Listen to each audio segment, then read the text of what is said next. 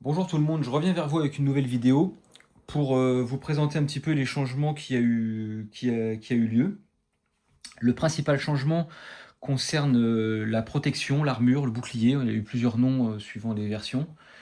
Auparavant, je vous rappelez, il y avait un petit jeton de bouclier qui permettait de protéger un point de dégâts venant de n'importe quelle source et puis qui durait un tour. Donc ce jeton, il n'existe plus.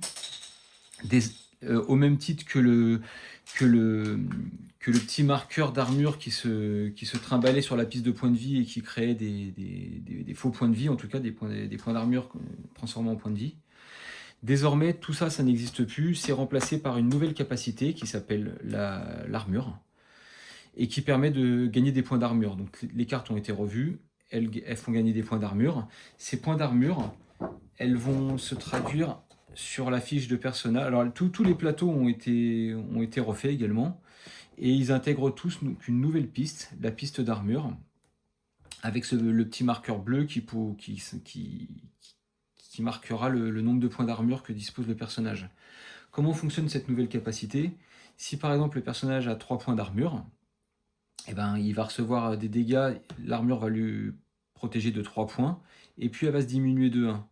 Ensuite, s'il reçoit de nouveaux dégâts, l'armure va le protéger de 2 points, et puis elle va se diminuer de 1, etc.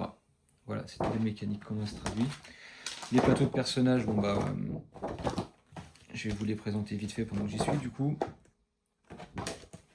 Alors globalement, c'est les mêmes qu'avant, sauf qu'ils ont été, les textes ont été revus pour que ça soit un peu plus lisible, un peu plus clair.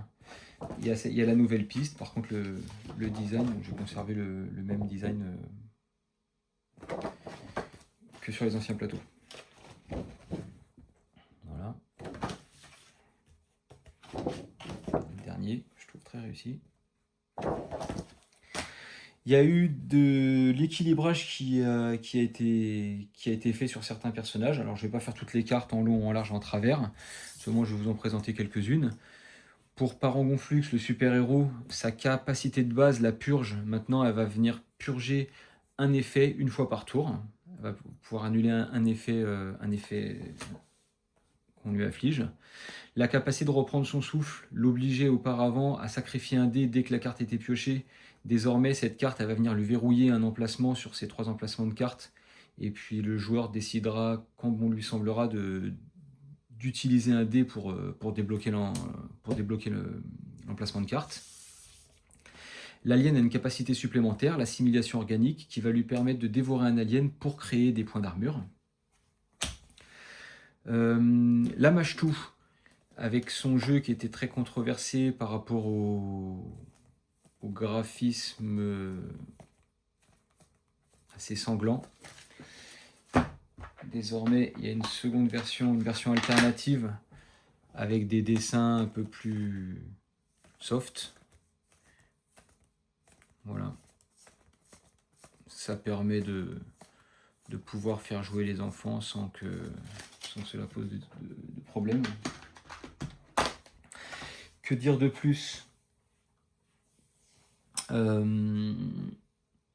Je me suis inscrit à un festival du jeu, le festival de Porcheville, qui aura lieu les 23 et 24 mai.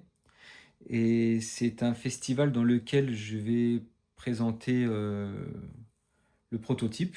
D'ailleurs, en parlant du jeu qui s'appelait auparavant Six Faces of War, donc Six Faces of War, c'est un petit peu compliqué à dire. Désormais, je viens de franchiser le nom, il s'appelle Duel à Six Faces. Donc Duel à Six Faces sera présenté, je l'espère, au festival du jeu de Porcheville le 23 et 24 mai. Je vais vous mettre toutes les informations en description. J'attends actuellement leur retour. J'ai rempli un formulaire de participation. Il y a également une soirée organisée par La Boussole. C'est une association à Méry-sur-Oise. Une soirée qui va se dérouler le 24 avril. C'est une soirée spéciale jeu, spéciale proto, dans laquelle je vais essayer de m'incruster pour présenter Duel à Six Faces. C'est pareil, je vais vous mettre tous les liens en description. D'ailleurs, La Boussole, c'est un partenaire du Festival du jeu de Porcheville. C'est eux qui m'ont communiqué leurs coordonnées, en tout cas. Si vous avez des questions ou si vous avez besoin d'informations complémentaires, n'hésitez pas à revenir vers moi. Et surtout, si vous êtes éditeur, n'hésitez vraiment pas à revenir vers moi, puisque là, c'est la prochaine étape. Maintenant, on va essayer de se faire éditer. Ce serait Ce serait trop bien. À bientôt et passez une bonne fin de journée. Salut!